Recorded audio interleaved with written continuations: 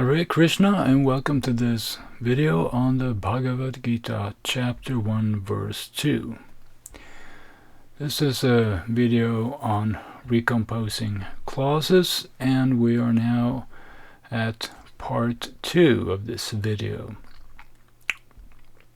So our goal today is, we have now, in part 1, we have filled in the colors and the word functions here, and we will now copy these words over to the right hand side of this worksheet, and we will arrange them in a standard Sanskrit subject object verb order. And if it is, and that is for verb clauses, but what if we have participle clauses? Then we just do something similar, which is object participle order. So in any case, the whole point here is that we want to align the words in such a way that either the participle or the verb ends up in the rightmost column here. And then we will go to the left and paste all the other words in the right order, in this standardized order. Okay, so let's start with the intro here. It's very simple. There's only 2 words, but the verb goes first, and then comes the subject.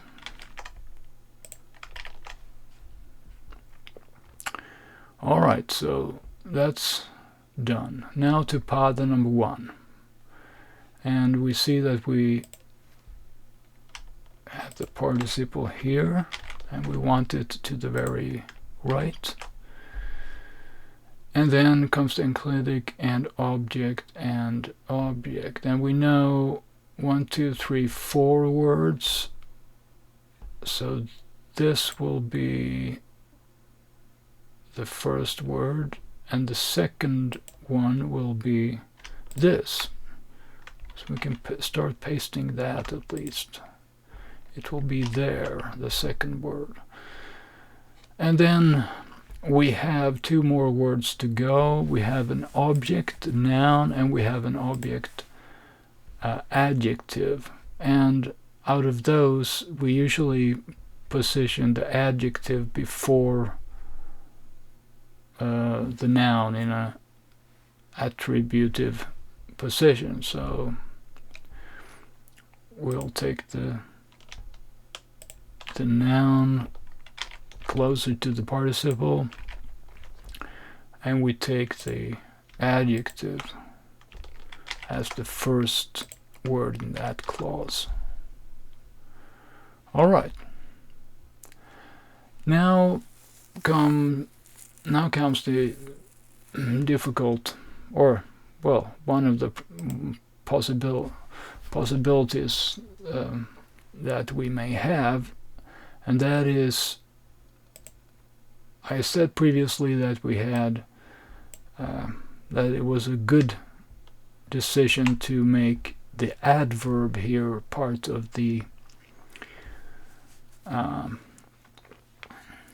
orange clause, and and one of the reasons I mentioned that at that time was that we had a half verse limiter here, so that this is the last word in the first 2 padas here, and that it therefore might be a good reason to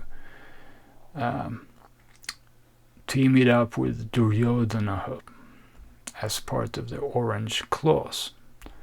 And so there were other possibilities that we could have made it part of a green clause instead. So, but I chose not to. In any case, What I'm trying to say is simply that if we had decided to team it up with the green clause, then we would be considering this word for clause 3 here, because as I see it, in any case, Duryodhanah, if we're talking about the orange clause now, we have to observe that regardless of how we assign tada, whether to the orange clause or to the green clause, Duryodhanah is always going to be the orange clause in any case. And the orange clause continues down here at the very end. So the orange clause is not clause number 3. The orange clause is clause number 4, and the clause 3 is the green one. So the orange clause works as, we could say, like a preview, just in the movies. You know, you have a preview before the release comes. So what we're doing now is that we're regarding the green clause as clause 3, and we are copying the participle from the green clause and we're pasting it there, and then with its object next to it. And then if we had decided now that tada should be part of the green clause, we should have pasted it here, and that would be the correct order with the clause starting with an adverb. But we haven't decided that tada should be part of the green clause. We want it in the orange clause. So therefore, let's start with the orange clause. And that should be our clause number 4. And then comes the object of the verb. And then comes the subject. But now we have 2 subjects. We have a noun and a noun. But the difference is simply that Duryodhanah is a subject and it is a noun, but it's a proper noun, while king, Raja, is just a noun. It's not a proper noun. It's not a name. It's just king. So therefore, it's perfectly doable to just line the 2 nouns up together. So we have Duryodhanah, the king, as one sort of expression.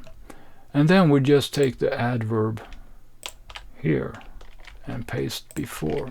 So that is the standardized layout of this verse. And this is also the standardized time, because this is a representation, it's a temporal representation at the same time. So sanjaya, uvaca, and then something happened here, and then after that something happened there, and then something happened there. So it's sort of an indication of sequence here also, which is implicit in the gerunds. So if we line up several gerunds, the rightmost gerund is normally later than the one to the left. So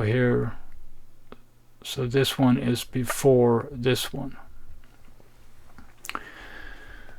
Alright, so previously in the part 1 I mentioned that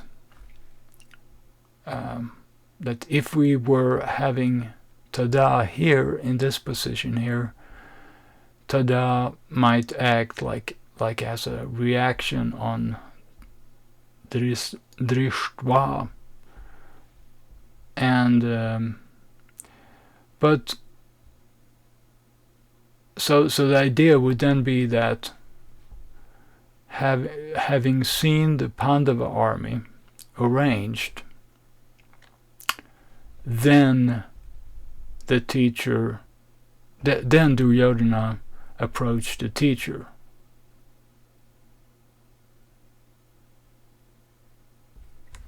But I think it's better if we save tada to here, because the whole idea, the main thing that is happening in this whole setup is not that Duryodhana walks up to the teacher Drona. It's of course it does that, but it's not. That's not the end of the story. He does that. He does approach the teacher, but the whole sort of gist of it is that he speaks a speech. He spoke a speech. The king Duryodhana, at that time, when he, after having approached the teacher, then at that time he spoke this great speech, which follows in the following verses. So that's how I see it, and this. So even though I moved the tada from this position here to down to clause 4, we still have this reaction that first he sees and then he does something else, namely he speaks.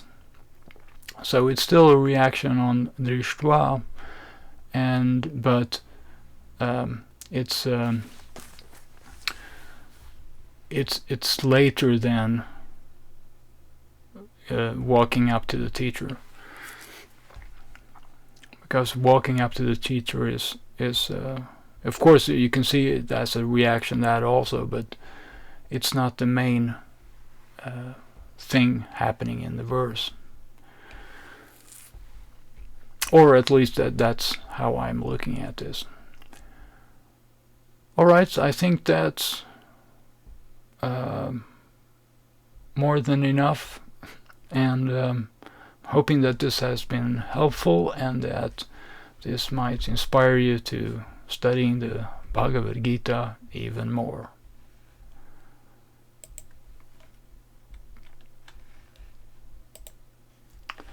Thank you for watching, and Hare Krishna.